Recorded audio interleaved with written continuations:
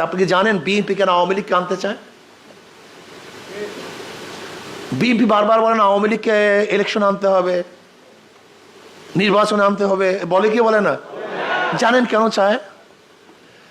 বিএনপির vote collection করা শুধু স্লোগান ছিল আওয়ামী লীগ ঠেকাও। নির্বাচনের সময় কি স্লোগান দেয়? কথা বলেন। এছাড়া কোনো বক্তব্য আছে?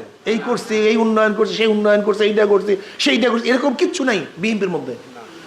বিএনপি এমন কোনো প্লেস করতে পারে না যে আমি এই কারণে ভোট দাবি করি, এই কারণে ভোট চাই।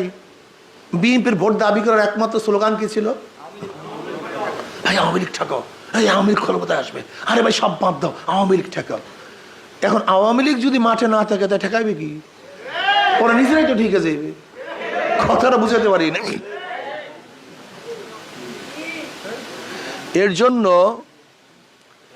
এর জন্য ওরা চায় এক ফেসিস আর এক ফেসিসকে ক্ষমতায় আনার জন্য।